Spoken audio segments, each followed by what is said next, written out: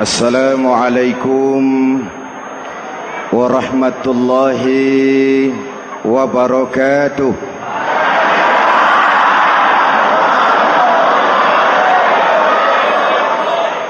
Alhamdulillahi rabbil alamin. Wassalatu wassalamu ala ashrafil mursalin Sayyidina wa maulana Muhammadin wa ala alihi wa sahbihi ajmain, amma ba'du. Para ulama yang saya muliakan, hadirin hadirat ma'asyiral muslimin yang saya cintai, banyak kita alami perubahan-perubahan yang terjadi, baik perubahan yang menyangkut sosial budaya, lebih-lebih yang menyangkut sosial politik. Yang tidak banyak mengalami perubahan adalah sosial ekonomi. Bahkan angka kemiskinan kita naik menjadi 3/5 dari total penduduk kita hidup di bawah garis kemiskinan, dan 20% diantaranya miskin mutlak. Perubahan-perubahan yang terjadi menyadarkan kita kepada kebenaran Al-Quran ketika Allah menyatakan wa tilkal ayyamu nudawiluha bainan nas. Hari itu kami putar di antara manusia. Ada saat datang, ada waktu pergi. Ada hari lahir, ada saat kembali. Ada waktu dilantik, ada saat menyerahkan jabatan. Hari kami putar di antara manusia dan hidup cuma sekadar menunggu giliran. Soalnya kemudian di tengah perubahan-perubahan yang terjadi begitu cepat, what must we do now?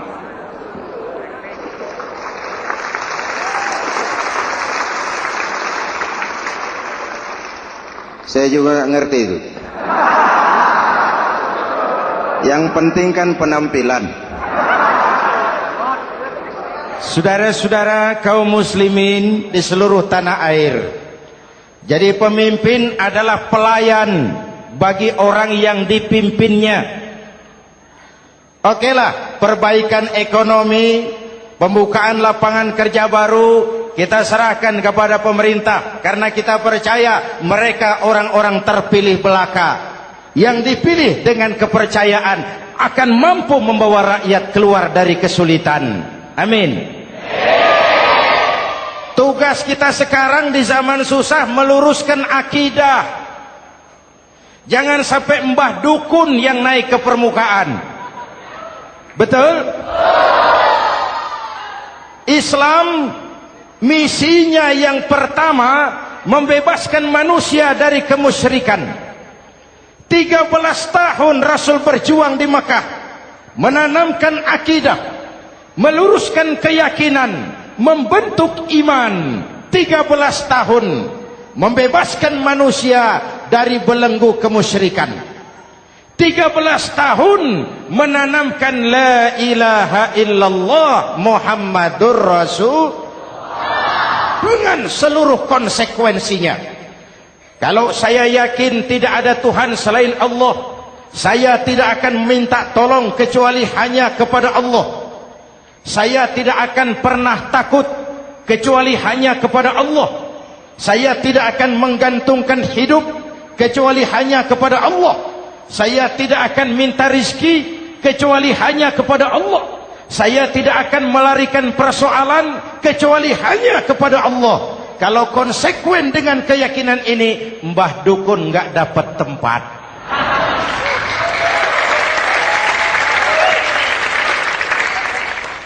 Akur? Ayo lihat secara sederhana. Saya sandaran di tiang, tiangnya ambruk, sayanya jatuh. Saya sandaran di tembok, temboknya runtuh, saya juga runtuh. Saya sandaran kepada orang kaya, dia jatuh miskin, saya bangkrut. Saya sandaran kepada jenderal, dia pensiun, saya selesai. Tapi kalau saya sandaran hanya kepada Allah, Allah tidak akan pernah miskin, Allah tidak akan pernah lumpuh, Allah tidak akan pernah terpuruk, dan Allah tidak akan pernah berkurang kekuasaannya.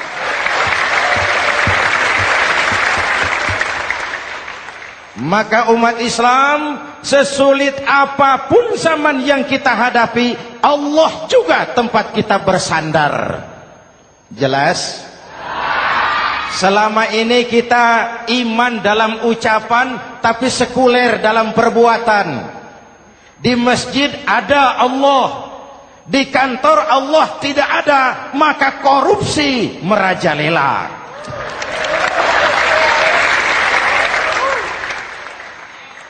Di masjid ada Allah, di pasar Allah tidak ada, maka timbangan tetap curang. Kita iman dalam ucapan, tapi sekuler dalam perbuatan. Oleh karena itu, sesulit apapun zaman yang kita hadapi, iman jugalah pegangan kita, Allah juga tempat kita bersandar. Boleh zaman berubah, akidah jangan sampai goyah. Karena iman kita hidup, untuk iman kita berjuang, dan dalam iman kita ingin kembali menghadap Allah Subhanahu. Selama ini manusia Indonesia kita lebih banyak diisi otaknya, hati sering kosong, agama dangkal, akidah rapuh, moral rendah. Memang kemudian muncul banyak orang-orang pintar, cuma sayang tidak benar. Indonesia kita bangkrut, Indonesia kita terpuruk, Indonesia kita sakit parah kalau diurus orang yang cuma pintar tapi tidak benar. Kita perlu orang-orang pintar, tapi kita lebih perlu orang benar. Jelas? Kalau cuma pintar tapi tidak benar, itu yang sering saya sampaikan, nanti disuruh ngurus beras malah nimbun beras.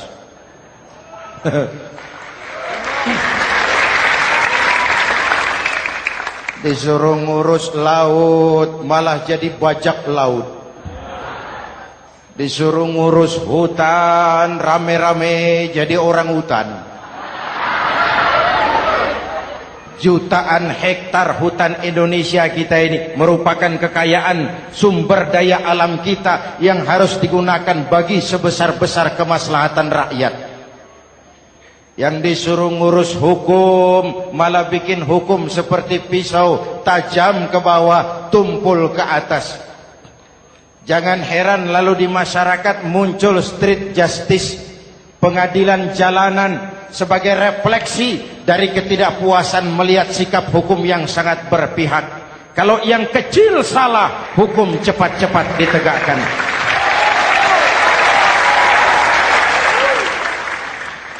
Lihat saja sekarang ini kalau orang terkenal, banyak uang, punya masalah, antri yang bela. Betul? Tapi saudara lihat si Marsinah di Jawa Timur, si Sengkon dan Karta di Jawa Barat, si Udin Bernas wartawan Jogja, terseok-seok mencari keadilan, sampai hari ini urusannya masih remeng-remeng. Kenapa bisa begitu? Jawabannya sederhana, tidak ada fulus. Ada fulus mulus, tidak ada fulus manfus. Betul? Jangan sampai para penegak hukum kita terjebak pada lagu baru, maju tak gentar membela yang bayar. Biar bertentangan dengan nurani, biar bertentangan dengan public opini, biar bertentangan dengan rasa keadilan. Siapa yang bayar, itulah majikan. Mau benar atau salah, belain terus. Kalau seperti inilah hukum kita, mafioso keadilan akan tetap gentayangan. Hadirin yang saya hormati, 13 tahun beliau berjuang di Mekah, meluruskan keyakinan, memantapkan akidah, meneguhkan iman. Dari situ segalanya dimulai, dan ke situ segalanya akan menuju. Intan paling mahal, mutiara paling berharga, tidak lain adalah nilai-nilai keimanan. Kalau itu sudah tergadai, apalagi yang bisa kita banggakan dalam kehidupan ini? Kita merasa harta kita berharga, belum ada artinya ketimbang iman. Kedudukan kita punya nilai pun belum ada artinya ketimbang dengan nilai-nilai keimanan. Itu intan paling mahal, itu mutiara paling berharga. Harta baru ada manfaatnya kalau dilandasi dengan iman. Jabatan dan kedudukan baru terasa gunanya kalau dilandasi dengan keimanan. Kalau jabatan lepas dari iman, yang akan lahir Fir'aun baru. Jelas? Kalau harta terlepas dari iman, yang akan muncul adalah konglomerat Korun. Kalau ilmu pengetahuan terlepas dari nilai dasar keimanan, maka yang akan muncul adalah ilmuwan pelacur yang menyalahkan yang benar, membenarkan yang salah untuk kepentingan pribadi. Dan kondisi seperti itu tidak akan membuat kita makin sehat. Oleh karena itu, pada kesempatan ini, pesan pertama saya, menghadapi zaman susah, tetap jaga akidah, tetap pelihara keyakinan. Kesulitan bukan untuk ditakuti, untuk diatasi. Hidup adalah kerja keras, bukan keajaiban. Perubahan tidak akan datang hanya dengan simsalabim abragadabra. Perubahan tidak akan muncul hanya dengan berandai-andai. Perubahan tidak akan turun dari langit seperti turunnya embun di waktu malam. Perubahan adalah kerja keras, sehingga Al-Quran membimbing kita, innallaha la yughayyiru ma biqaumin hatta yughayyiru ma bi anfusihim. Allah tidak akan mengubah keadaan suatu bangsa kalau mereka tidak mau mengubah apa yang ada di dalam diri mereka. Yang ada di dalam diri itu rule of thinking, state of mind, cara kita berpikir, cara kita memandang kehidupan, cara kita mengatasi persoalan. Hadirin yang saya hormati, inilah iman. Berangkat dari ini kita menyadari, ini ujian buat kita rakyat. Dan kita rakyat Indonesia ini kalau sama susah sih sudah kenyang. Ya Pak? Ya Pak? Kita ini sebagai bangsa mengalami apa yang disebut oleh Bung Karno up and down. Naik, turun, timbul, tenggelam, pasang, surut. 350 tahun dijajah oleh Belanda, kita susah. Berangkat Belanda masuk Jepang, susah lagi. Pergi Jepang, datang nikah, susah lagi. Lalu kita merdeka, dirongrong oleh berbagai pemberontakan, susah lagi.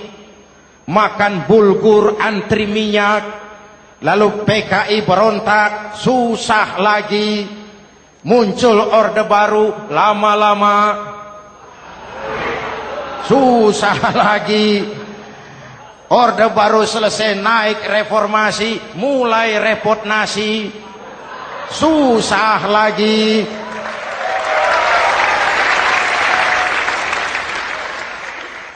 Kalau susah kita ini sudah akrab, sudah intim. Mestinya kalau sudah susah seperti itu, jangan salah sikap menyikapi kesusahan. Jangan sampai kita potong kompas, ambil jalan pintas, terjebak menghalalkan segala cara. Itu tidak akan menguntungkan, itu tidak akan menyelesaikan. Kalaupun selesai, nampaknya penyelesaian sesaat. Dan penyelesaian sesaat bukan penyelesaian yang sebenarnya. Karena itu tetaplah dalam koridor keimanan. Boleh zaman berubah, akidah jangan sampai goyah. Silahkan masa berganti, tapi keyakinan jangan mati. Sekali la ilaha illallah sampai tetes darah paling penghabisan, tetap la ilaha illallah. Sanggup? 3 orang. Sanggup? 21. Sanggup? Kalau sanggup kita harus konsekuen. Saudara-saudara di seluruh tanah air, misi yang kedua dari Islam setelah membebaskan manusia dari kemusyrikan, membebaskan manusia dari ras diskriminasi, mengikat manusia dengan tali akidah. Sebelum Islam datang, manusia dibedakan oleh warna kulit, manusia dibedakan oleh faktor keturunan, manusia dibedakan oleh faktor harta dan benda. Adalah Rasul yang mengajarkan, innallaha la yanzuru ila suwarikum wala ila amwalikum walakin yanzuru ila qulubikum wa a'malikum. Allah tidak melihat potonganmu, Allah tidak melihat hartamu. Yang Allah lihat itu adalah hatimu dan amal perbuatanmu. Jauh sebelum Amerika teriak-teriak membanggakan apa yang mereka sebut sebagai Declaration of Independence, Nabi sudah mengajarkan kepada kita semua, An-nas kulluhum li Adam wa Adam min turab la fadla li Arabiyyin ala ujamiyyin illa bittaqwa. Seluruh manusia berasal dari Adam. Adam diciptakan dari tanah. Tidak ada kelebihan Arab dengan yang bukan Arab kecuali takwanya. Jauh sebelum Amerika mencanangkan bahwa semua manusia dilahirkan sama, that all men are created equal. Jauh sebelum itu Islam sudah membebaskan manusia dari ras diskriminasi. Apa dalam konteks kekinian? Menghadapi zaman susah tetap jaga kerukunan. Ya Pak, ya Bu, oi Bu. Menghadapi zaman susah tetap jaga kerukunan, baik antar umat seagama, antar umat beragama, maupun antar umat beragama dengan pemerintah. Menjaga kerukunan. Jangan saling sikat sikut di antara kita. Sebab kalau sudah rukun, saya ajak berhitung. 1 ditambah 1 sama dengan, itu matematika namanya. Hasilnya pasti. Tapi angka sosial hasilnya aneh. Saya ubah jadi angka sosial. Ayo kita berhitung lagi. 1 orang takut ditambah 1 orang takut sama dengan 2 orang setengah berani. Kenapa setengah berani? Karena sudah berdua. Tadi kan takut sendiri. Kalau sama-sama takut berkumpul jadi setengah berani. Kalau ditambah 1 orang takut lagi, 1 orang takut ditambah 1 orang takut ditambah 1 orang takut sama dengan 3 orang berani. Kenapa jadi berani? Karena sudah bertiga. Kita yang lemah, kita yang marginal, kita yang dikucilkan, bahkan kita yang dilecehkan, kalau mau rukun kita akan kuat dan tidak bakal dipermainkan orang.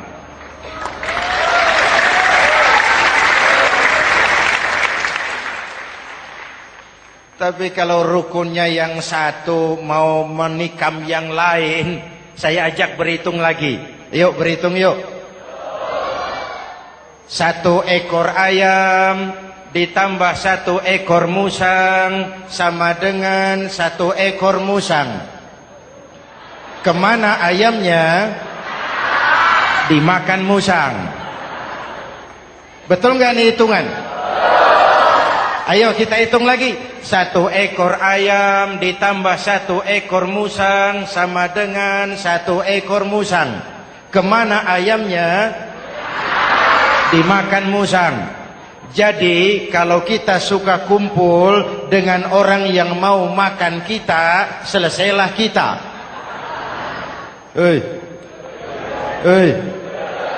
Maka kalau merasa kita ini ayam, yuk kumpul sama-sama ayam, pulang ke kandang ayam.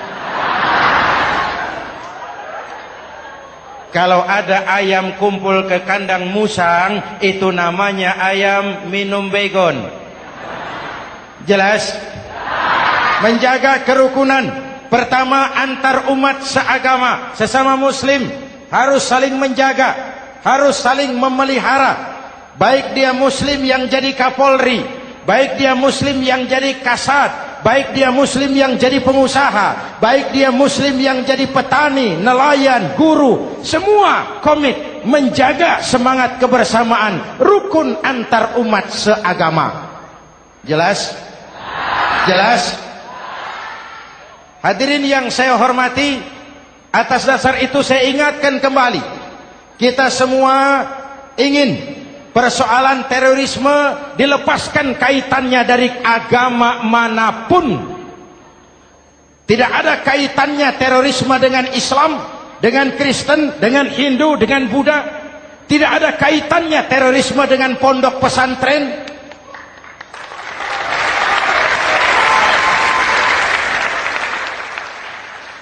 Jangan sampai pesantren jadi kambing hitam. Karena sejak zaman penjajahan, pesantren sudah terbukti memberikan kontribusi bagi perjuangan memerdekakan rakyat Indonesia. Rukun antar umat seagama. Yang kedua, rukun antar umat beragama. Islam ini rahmatan lil. Jangankan manusia walaupun berbeda agama, binatang saja dihormati. Ada hadis, fa iza zabahtum fa ahsinuz zibhata. Kalau kamu menyembelih hewan, sembelihlah dengan cara yang terbaik. Jangan menyembelih ayam dengan pisau tumpul. Itu namanya tidak berperi kebinatangan. Yang kecil lagi, saudara buka babul istinja, makruh buang air kecil di tanah yang berlubang. Sebab apa? Pertama, menjaga kesehatan. Siapa tahu di lubang yang saudara buang air kecil itu ada gas beracun. Kalau tidak, melindungi binatang yang ada di dalam lubang. Siapa tahu di lubang yang saudara buang air kecil itu ada semut sedang rapat membahas terorisme. Apa dosanya lalu mati dikencingi? Ini namanya rahmatan lis semut. Binatang saja dilindungi. Maka perbedaan agama tidak harus menyebabkan kita bertolak belakang. Perbedaan agama bukan alasan untuk saling bermusuhan. Apalagi kita sudah menyadari tentang kemajemukan kita, tentang kebinekaan kita, tentang keragaman kita. Rukun antar umat beragama. Saling menghormati, saling menghargai, tapi tetap dalam batas lakum dinukum. Lalu rukun antar umat beragama dengan pemerintah. Hadirin yang saya hormati, yang benar kita dukung, yang salah kita perbaiki dan kita tegur menurut cara-cara yang diajarkan oleh agama kita. Dan sholat berjamaah, pendidikan bernegara yang paling bagus. Tadi kita sholat ada imam, ada makmum, betul? Makmum wajib ikut imam kalau imam benar sholatnya. Rakyat wajib ikut pemimpin kalau pemimpin benar mimpinnya. Masyarakat Islam ini loyal. Masyarakat Islam ini bukan pemberontak. Masyarakat Islam ini taat dan setia. Kapan? Kalau imamnya benar. Imam takbir, makmum. Imam ruku, makmum. Imam i'tidal, makmum. I'tidal. Imam sujud, makmum. Tapi kalau imam keliru, mestinya imam ruku malah sujud. Salah imam ini. Tegur. Siapa yang wajib negur? Makmum yang sop terdepan. Anggota DPR.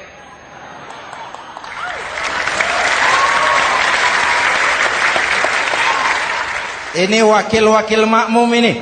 Sop di depan ini. Kalau imam keliru mereka paling tahu. Ngomong. Tegur. Bagaimana negurnya? Ada aturan main. Mestinya ruku, imam sujud. Salah ini imam. Subhanallah. Kan begitu negurnya. Betul?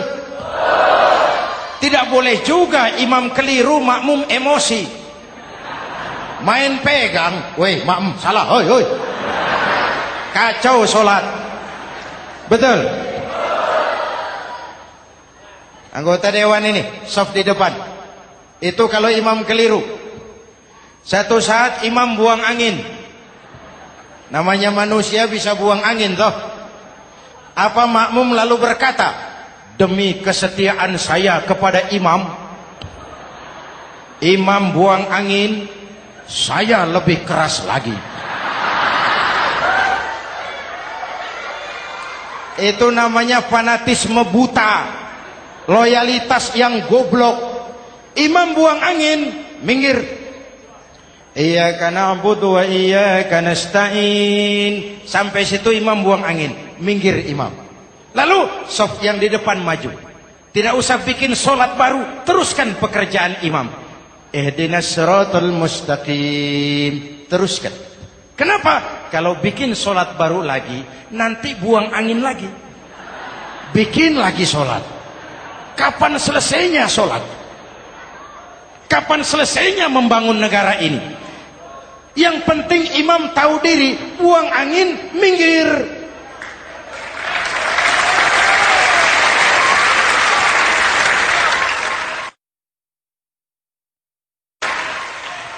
Ini kacaunya solat berjamaah kita sekarang. Kacaunya negeri kita sekarang. Banyak imam sudah buang angin, gengsi. Dia aja merasa nggak punya salah. Dikasih tahu sama makmum, imam tadi buang angin ya, malah jawab sedikit. Apa kalau sedikit lalu tidak batal sholat itu? Mekanisme kehidupan sosial yang diatur lewat tuntunan sholat berjamaah. Sehingga Nabi berpesan, kun imaman muta'an au ma'muman muti'an fala takun thalisan jazu'a. Kalau jadi pemimpin, jadilah pemimpin yang ditaati. Kalau jadi makmum, jadilah makmum yang mentaati. Jangan jadi golongan ketiga pemecah belah. Di depan tidak jalan, di belakang takut, ditaruh yang di tengah, di depan didorong, yang belakang ditendang. Ini namanya biang kerok. Saudara-saudara, dari uraian singkat ini saya ambil beberapa catatan pokok. Pertama, kalau ada intan paling mahal, kalau ada mutiara paling berharga dalam hidup kita, itu tidak lain adalah karena keyakinan. Hidup jadi indah, hidup jadi berharga, hidup jadi berarti kalau didasari atas sebuah keyakinan. Dan keyakinan itu tidak lain adalah nilai iman kita, akidah kita kepada Allah Subhanahu wa taala. Yang kedua, tetap menjaga kerukunan sesulit apapun zaman yang kita hadapi. Kita tetap harus menjaga semangat kebersamaan. Kita harus tetap menjadi lem perekat yang menjaga keutuhan baik sebagai bangsa maupun sebagai umat. Perbedaan adalah wajar, harus dihormati sebagai ciri kehidupan berdemokrasi.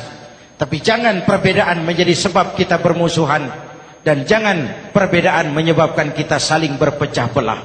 Hormati perbedaan, jangan perbedaan dipandang sebagai permusuhan. Dengan akidah yang kuat dan kebersamaan yang kokoh, ayo kita hadapi kesulitan, kita atasi kesulitan, dan dengan kerja keras untuk menyongsong hari esok yang lebih pasti. Mari kita Fatihah, semoga Allah memelihara kita bangsa Indonesia. Ala hadhihi niyah wa ila hadratin Nabi. Al-Fatihah.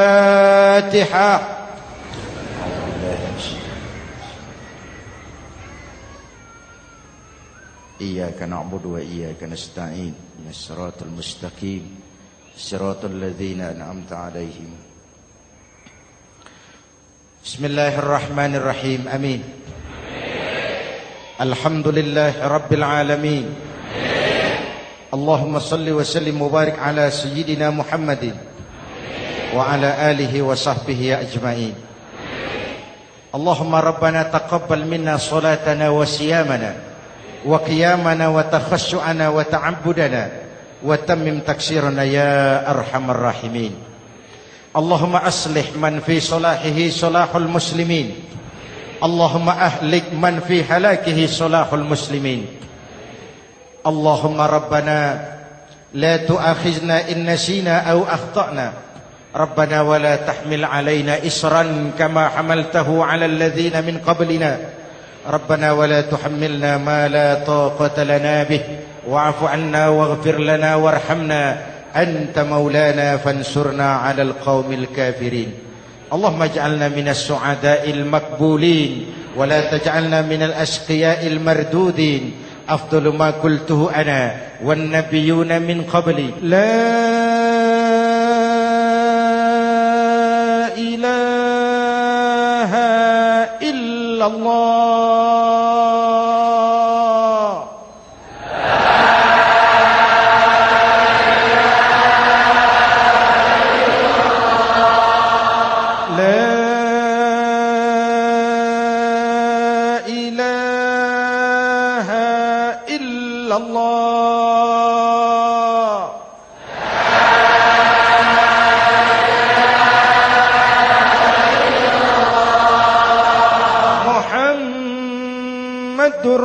Rasulullah.